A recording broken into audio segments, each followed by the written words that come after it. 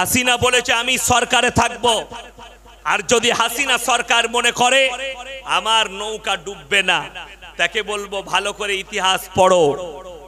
120 বছর আগে না 10 বছর আগে টাইটানিক জাহাজ যারা বানিয়েছিল তারা বলেছিল আমার তৈরি টাইটানিক কখনো ডুবতে পারে না।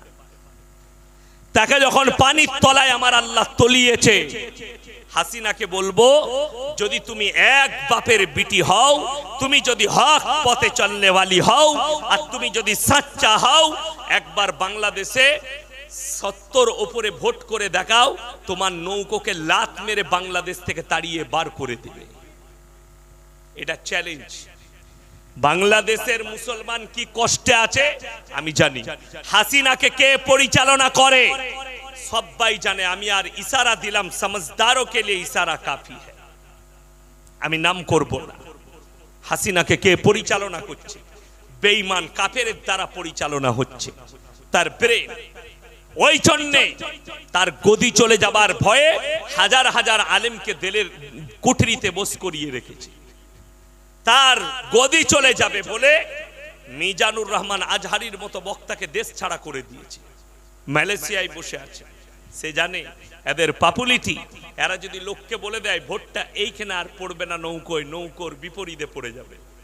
আমি বলেছি অনেক বাংলাদেশের বন্ধু বান্ধব কলকাতায় এলে আমার সঙ্গে দেখা করতে আসে, আমার কাছে এসছে, আমার মাদ্রাসায় এসছে, একটাই কথা বলেছে, হুজুর দোয়া করেন যেদিনে হাসিনা সরকার সরে যাবে সেদিনে আপনাকে রাষ্ট্রীয় মর্যাদা দিয়ে আমরা বাংলাদেশে নিয়ে যাব। আমি দোয়া করেছি যেদিনে হাসিনাকে ডুবাবে বাংলাদেশের মানুষ, সেদিনে ইয়াসিন আলহামদুলিল্লাহ বাংলাদেশের মাটিতে পা রাখবে, তার আগে নয়। আমি যদি এখন বাংলাদেশে যাই আমার স্থান হবে জেলের কুঠরিতে। আমার কাছে খবর আছে, আমি সব জানি। হাসিনার যতগুলো গোলাম আছে আর দালাল আছে, তো শুনে রাও আমারও ভালোবাসার লোক তোমার দেশেই বসে আছে। আমারও মহাব্বতের লোক বাংলাদেশে, আমেরিকায়, লন্ডনে, ব্রিটেনে, জার্মানে, বহু জায়গায় বাংলাদেশের প্রবাসী ভাইরা আসে, ফোন করে অনেক অনুরোধ করে দোয়ার। আমি দোয়া করি তাদের জন্য, তাদের পরিবারের জন্য, বাংলাদেশের মানুষের জন্য। একে ডুবাও, যদি হাসিনাকে না ডুবাতে পারো তোমাদের অবস্থাও শ্রীলঙ্কার মতো হবে। মোদীজি বলেছেন आपके बार तीसरे टैम है। किसके? मोदीजी সেদিনে বক্তব্য দিয়েছে, हमें तीसरे टैम पे लाओ, हमारे देश के भाइयों, हम आपको रोजगार देंगे। मोदी जी पहले 15 लाख तो दे दीजिए, हम कब से इंतजार कर रहे हैं। বুঝতে পেরেছেন না পারেন? আমি তো আমার বউকে বলেই দিলাম এইবারে আর চিন্তা নাই, 15 দিচ্ছে, ঘর করে নেবো, একটা টিনের চাল ঘরে আর থাকবো না। তারপরে দেখলাম আল্লাহ এখনো এলো না। তারপরে আমাদের মোটা ভাই, মোটা মানে জানেন আপনারা? মোটা মানে জানেন? মোটা মানে কি? মোটা মানেটা জিজ্ঞেস করছি। বড় गुजराती भाषा बोले मोटे भाई। मोटे भाई ने बुलाओनी, मोटे भाई ने बताया ये तो हमारा जुमला था, तो आपने स्वीकार भी कर लिया ये जुमला है। হিটলার বলেছিল তার দলের লোককে এমন ভাবে মিথ্যা কথা বলো লোক যেন সেটাকে সত্য মনে করে গ্রহণ করে নেয় আর আমার উপরে বিশ্বাস আনে। কিয়ামতের আলামতের মধ্যে একটা আলামত, মুসলমান কোরআনের উপরে কনফিডেন্সের সঙ্গে বিশ্বাস আনবো। জোরে বলুন ইনশাআল্লাহ। আপনার বাঁচার পথ একটাই, ইহদিনাস সিরাতাল মুস্তাকিমের পথ। এই পথ যারা গ্রহণ করবে, আল্লাহর কসম করে বলছি আপনি জান্নাতের রাস্তা অতিক্রম করবেন। আপনি মরণকে ভয় করবেন না, আপনি ভয় করুন তো আল্লাহকে ভয় করুন। বেঈমান কাফেরকে নয়। জেলের কুঠরিকে কি ভয় করছেন? এনআরসিকে কি ভয় করছেন? ভয় আল্লাহকে করবেন। সকলে জোরে বলুন ইনশাআল্লাহ। আপনারা আপনাদের মা বোনকে ইসলামী দাওয়াত দেন। সোশ্যাল মিডিয়ায় বেঈমান কাফেরদের খপ্পরে পড়ো না। আমি তো আজ 3 সপ্তাহ থেকে খুঁজছি, কাকে জানেন? এক হারামের আওলাদকে। তার নাম হচ্ছে সুবুই খান। मैं ढूंढ रहा हूं सुबुई खान कहां छुप गई तू, निकाल और मणिपुर के बारे में कुछ तो बोल दे। कुत्ती इतना भौंक रही थी कि मुसलमान 12-12 साल के बच्ची को निकाह करके उससे बलात्कार करते हैं। जोरे बोलो नाउज बिल्लाह। मणिपुर में जो हुआ, ये अगर तेरे माँ होती, ये तेरे बहन होती, ये तेरे बेटी होती, যতগুলো মানুষ আছে ভারতে বুদ্ধিজীবী হিন্দু মুসলিম সকলকে বলছি, একবার ভেবে দেখবেন চোখটা বন্ধ করে রাতের অন্ধকারে যে মাটাকে 3টে মেয়েকে ঘুরানো হয়েছে, ওটা যদি আপনার বিটি হতো, ওটা যদি আপনার বোন হতো, ওটা যদি আপনার স্ত্রী হতো, ওটা যদি আপনার মা হতো, আপনার চোখ দিয়ে তরতর করে পানি পড়তো। হে আমার ভারতের হিন্দু মুসলিম জৈনপত্য ইহুদি নাসারা যারা আছো, তারা ইসলাম শোনো। নবীজি সাল্লাল্লাহু আলাইহি সাল্লামের কাছে একজন সাহাবী বেঈমান কাফের থেকে ইসলাম কবুল করলেন। জোরে বলুন সুবহানাল্লাহ। ইয়া রাসূলুল্লাহ, আমি ইসলাম কবুল করেছি, কিন্তু আমি জিনা না করে থাকতে পারবো না। হযরতে উমর তলোয়ারটা তুললেন। আল্লাহর নবীর সামনে এত বড় কথা একে টুকরো টুকরো করে দিই। নবীজি বললেন, এই উমর, শান্ত হও, ঠান্ডা হও। কাছে ডাকলেন, এইদিকে এসো। গায়ে হাত রাখলেন নবীজি সেই সাহাবী, আর বললেন, যদি তোমার মায়ের সঙ্গে কেউ জিনা করে তুমি কি করবে? ইয়া রাসূলুল্লাহ, আমি রক্তের শেষ বিন্দু পর্যন্ত লড়াই করব। তোমার বোনের সঙ্গে কেউ যদি জিনা করে তুমি কি করবে? ইয়া রাসূলুল্লাহ, তাকে টুকরো টুকরো করে দেব। তোমার বিটির সঙ্গে কেউ যদি জিনা করে তুমি কি করবে? ইয়া রাসূলুল্লাহ, আমার রক্তের শেষ বিন্দু বাকি থাকতেও আমি তার সঙ্গে যুদ্ধ করব। নবীজি বললেন, হে আমার সাহাবী, তুমি যার সঙ্গে ব্যভিচার করবে সে কারুর মা, কারুর বোন, কারুর স্ত্রী, কারুর বিটি।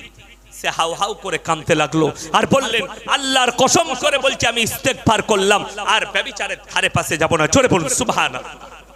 ওই জন্য কোরআনে আছে, ওয়ালা তাকরাবুজ জিনা ইন্নাহু কানা ফাহিশা ওয়া সাআ সাবিলা।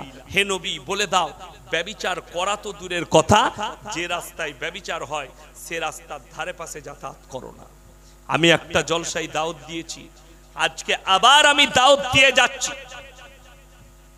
এই হুগলি ডিস্ট্রিক্টের মাটি থেকে, এটা হুগলি না হাওড়া, হুগলি, হুগলির মাটি থেকে হাওড়া হুগলির বর্ডার আমি দাওয়াত দিয়ে যাচ্ছি।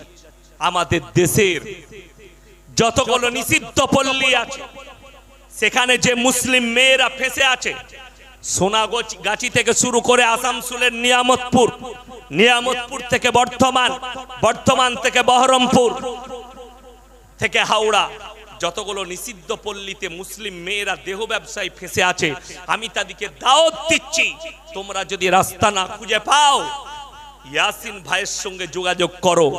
আমি একটা ভালো রাস্তা তোমাদেরকে দেখিয়ে দেব, যে রাস্তার নাম ইহদিনাস সিরাতাল মুস্তাকিম। হালাল ইনকাম করবে, তওবা ইস্তেগফার করবে, জান্নাতের রাস্তা অতিক্রম করবে। আল্লাহ বলেছেন কোরআনে, যে রাস্তায় জিনা হয়, যে রাস্তায় পাপ হয়, সে রাস্তার ধারে পাশে তোমরা যাতায়াত করো না। আমার মা, আমার বোন, এই পাপে যারা লিপ্ত আছেন তাদেরকে নিষেধ করব, ইস্তেগফার করে ফিরে এসো। এ বড় পাপ। যে যুবকরা মেয়ে দেখলে, নারী দেখলে যারা মনে মনে ব্যভিচারের নিয়ত করেন, তাদেরকে বলবো ইস্তেগফার করো, নামাজের পরে ইস্তেগফার করো, রাত্রে সুবহার সময় ইস্তেগফার করো। আর যে যুবকরা বিসমিল্লাহ মনে করছেন 20 বছর বয়স হয়েছে, আমার বিয়ের বয়স হয়নি, কে বললো হয়নি? যদি তোমার যৌবন খুব বেশি থাকে, তুমি তোমার বাড়িতে কথা বলে তুমি নিকাহ করে নাও, কিন্তু জিনায় লিপ্ত হইও না, ব্যভিচারে লিপ্ত হইও না, হস্তমৈথুন করো না। এই জায়গাগুলো থেকে তোমরা নিজেদেরকে বাঁচাও। মোবাইলকে হারাম করে দাও রাতে সুবহার সময়। আমি যুবকদেরকে বলবো, যদি এই ধরনের পাপগুলো থেকে বাঁচতে চাও, নিজের মোবাইলগুলোকে রাতের বেলায় হারাম করে দেন, তবে বাঁচতে পারবে। তা না হলে বেঈমান কাফের আপনার পেছনে, এটা কার অস্ত্র জানেন? শয়তানের অস্ত্র। কোরআনে আছে, ইন্না শাইতানা লিল ইনসানি আদুউম মুবিন। শয়তান হচ্ছে মানুষের প্রকাশ্য দুশমন, প্রকাশ্য দুশমন। আপনাকে সব সময় ধোঁকা দিবার জন্য দাঁড়িয়ে আছে, আপনি বাঁচতে পারবেন না ধোঁকা থেকে। তারা রেডি হয়ে আছে কি করে মুসলমানদের ঈমানকে নষ্ট করা যায়, কিভাবে তাদেরকে ধ্বংস করা যায়, এই চিন্তা ফিকিরে লেগে আছে। তার জন্যই তো আপনার মেয়ে, আমার মেয়ে, আপনার সন্তান, এরা স্কুল কলেজে যাওয়ার পরে বহু ছেলে তাদের ঈমান হারা হয়ে যাচ্ছে। কেন? বেঈমান কাফেরের খপ্পরে পড়ে। তা না হলে আমি প্রমাণ দেব। আপনারা বলছেন হযরতে হোসেনের মহব্বত রোজা রেখে হয়, চোখের পানি ফেলিয়ে হয়। হযরতে হোসেনের মহব্বত চোখের পানির দ্বারা হয়, অন্তর থেকে ফেটে পানি বার হবে। কারবালার প্রান্তরে হযরতে হোসেন শহীদ হয়েছে। আর আপনাদেরকে শোনাবো, দেখবেন যারা হোয়াটসঅ্যাপে আমাকে দিবেন নম্বর, আমি মেসেজ করে দেখিয়ে দেব। মুসলমান ছেলে মেয়েরা কালকে রাত্রিতে যে বেল্লেলাপনা ভাবে বর্ধমান টাউনে ড্যান্স করেছে মুসলিমদের ছেলে মেয়েরা, আপনি বিশ্বাস করতে পারবেন না। এদিকে যারা মুসলমান বলবে তাদের ঈমান নষ্ট হয়ে যাবে। এদের যারা বাবা মা আছে, এদের কারণে ওই মেয়েগুলোর, ওই ছেলেগুলোর বাবা মারাও জাহান্নামের রাস্তা অতিক্রম করবে। এটা হযরতে হোসেনের মহব্বত, যে তোমার বিটি জিন্সের প্যান্ট বলে প্যান্ট পরে মরদদের সঙ্গে ড্যান্স করবে। এটা হযরতে আল্লাহর নবীর মহব্বত, যে মদ খেয়ে ডিজে বক্স বাজিয়ে তোমার ছেলেরা নাচ করবে। আমি জানতে চাই, সোশ্যাল মিডিয়ায় ছুটছে এরকম 100টা ড্যান্স, 100টা গান বাজনা। কলকাতায় কোনো মিটিং এ একজন অমুসলিম ভাই আজান দিয়েছে, দিয়েছে না দেয়নি, মিউজিক বেজেছে, গোটা পশ্চিম বাংলা উত্তাল। আজান, আজানের সঙ্গে এটা মেনে নেওয়া যাবে না। সোশ্যাল মিডিয়ায় প্রতিবাদের ঝড় এখনো চলছে, প্রতিবাদের ঝড়।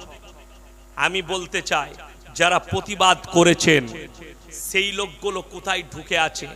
যদি ওটা হারাম হয়, মুহররমের নবীজির কলমা লেখা টেনা হাতে নিয়ে ড্যান্স করা, হিন্দি গান লাগিয়ে, এটা জায়েজ কি করে হলো?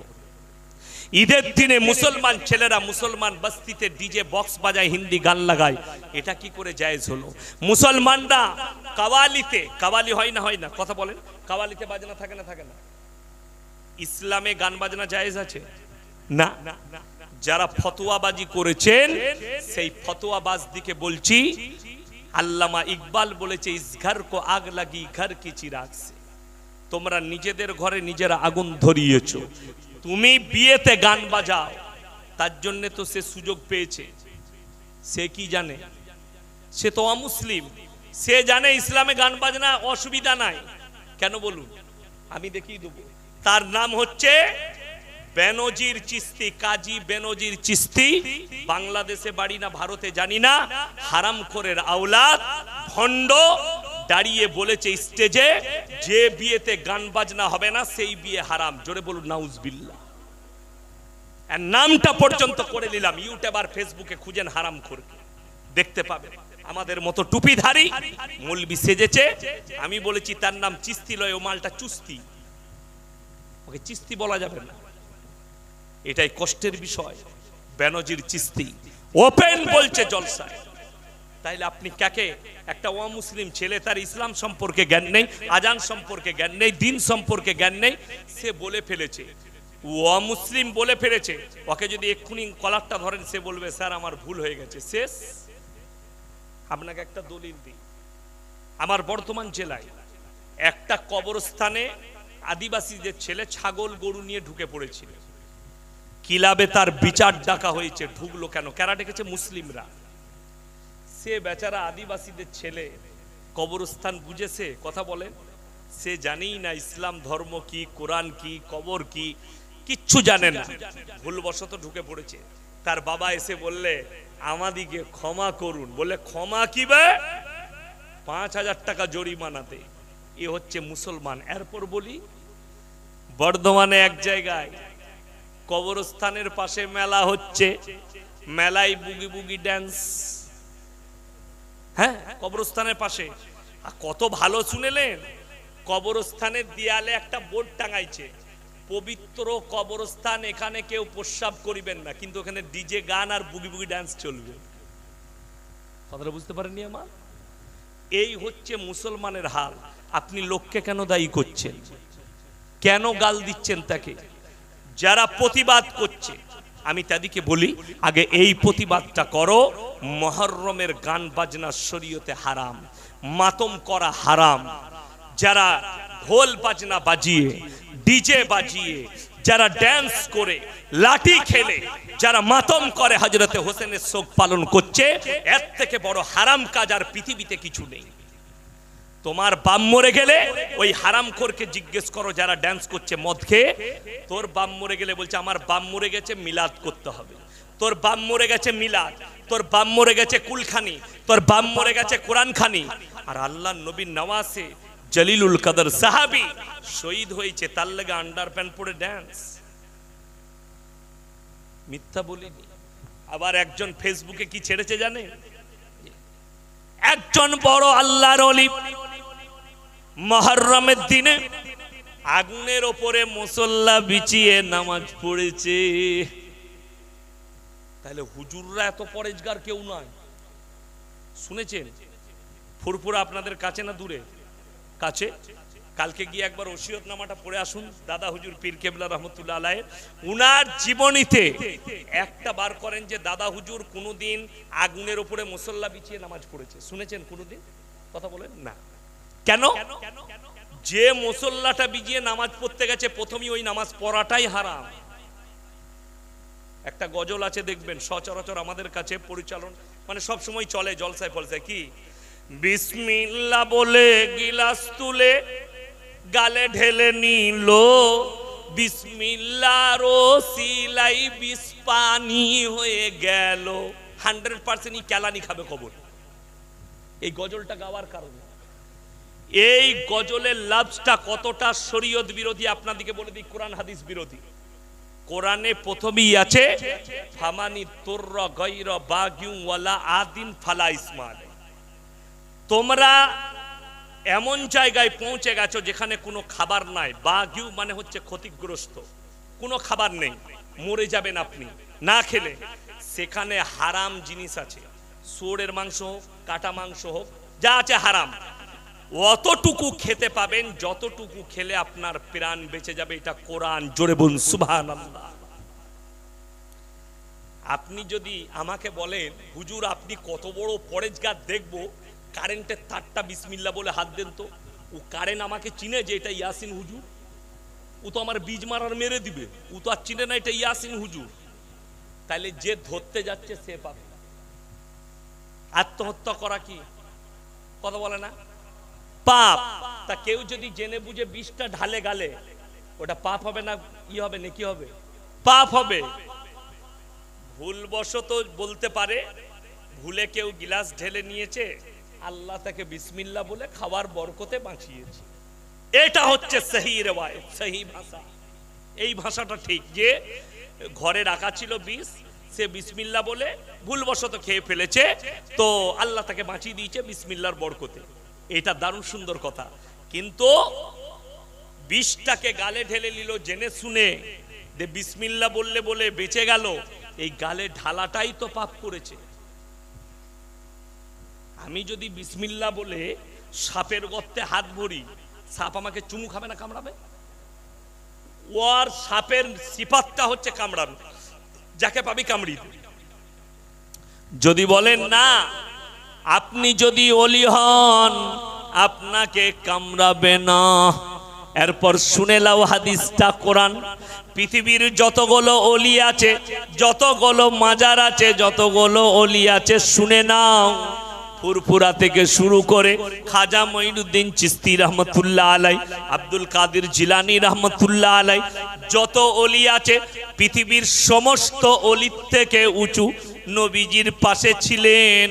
তিনার নাম হচ্ছে হযরতে আবু বকর সিদ্দিক রাদিয়াল্লাহু তাআলা আনহু। তার থেকে বড় ওলি আব্দুল কাদের জিলানী কি কথা বলেন না? কোন পীর নয়। নবীজি সিদ্দিক লকাব দিয়েছিলেন। সিদ্দিক মানে সত্যবাদী। গুহার মধ্যে নবীজি আবু বকরের ডান রানেতে মাথা রেখে ঘুমাচ্ছেন, আর হযরতে আবু বকর নিজের চাদরটা ছিঁড়ে ছিঁড়ে ছিদ্রগুলো বন্ধ করছেন। এমন অবস্থায় এক ছিদ্র থেকে একটা সাপ বের হয়ে দংশন করেছে। সাপ যখন হযরতে আবু বকরকে চিনতে পারেনি, ইয়াসিনকে কি করে চিনবে? মুসল্লা বিছিয়ে নামাজ। হ্যাঁ, যদি বলেন হুজুর আগুনের ওপরে মুসল্লা বিছিয়ে নামাজ কি পড়া যাবে না? যাবে। কখন? যখন মদ খাবে তখন। কথাটা বুঝতে পেরেছেন? ওটার লেগে মদ আর গাঁজা খেতে হবে, তবে আগুনের ওপরে মুসল্লা বিছিয়ে নামাজ পড়া যাবে। আমাদের দেশে কালকে দেখতে পাবেন, ফেসবুকে সব ছাড়বে, আগুনের ওপরে চলছে। ওরে বাবারে, কত অলি! হ্যাঁ, অলি যে নামাজই পড়েনি, আন্ডার প্যান্ট পরে চলছে। খোঁজ নিয়ে দেখুন, মাল গাঁজা খেয়ে চুর হয়ে আছে। গাঁজা না খেলে তো ও কাজ করতে পারবে না। আমাদিকে যদি বলেন ভাই নামাজ পড়েন না, নামাজ আলহামদুলিল্লাহ, মসজিদে গিয়ে নামাজ আদায় করুন আল্লাহর ঘরে। এই ধরনের বিভ্রান্তকর জিনিস শরীয়তে নাই, ইসলামে নাই, একটাও নেই। আপনি দেখতে পাবেন। আপনাকে বলে দিই, আচ্ছা আপনারা বলুন, ফুরফুরার মাজারে মেয়েরা যেতে পায়? কথা বলবেন। যেতে পায়? নিষেধ আছে। কেন নিষেধ? লেখা আছে শরীয়তে, মেয়েদের মাজারে যাওয়া তো দূরের কথা, মনে মনে নিয়ত করাটাও গুনাহ এবং পাপ। ওই জন্যে দাদা হুজুর পীর কেবলা রহমতুল্লাহ আলাই তিনার ওসিয়তনামায় লিখেছে, মেয়েদের যাওয়া তো দূরের কথা, নিয়ত করাটাও হারাম। আপনারা বলুন, আজমিরে মেয়েরা যে মাথা ঠুকে না ঠুকে না? কথা বলেন। ঠুকে। পাথর চাবড়িতে মাথা ঠুকে। আপনাকে দেখিয়ে দেবো, আমার বীরভূমে দেখেন দুটো চ্যানেলওয়ালা এসছে, আপনারা অনেকে তার চ্যানেল থেকে দেখেন। এমডি রিজওয়ান, এমডি আব্দুল্লাহ, বীরভূমে বাড়ি এসছে, ওই পাথরচাবড়ি এলাকাতে বাড়ি। আপনাকে দেখিয়ে দেবো, বীরভূমে অনেক গাড়িতে, আপনার হুগলিতেও আছে, গাড়ির ওপরে লিখেছে দাতা বাবা দান। লেখা থাকে না? থাকে না? আচ্ছা, দেনেওয়ালা আল্লাহ না পৃথিবীর কোন মানুষ? তাড়াতাড়ি বলেন। আল্লাহ যদি দেয় তাহলে দাতা বাবা কি করে দিলে? না, কি হবে লোকে থেকে, কি হবে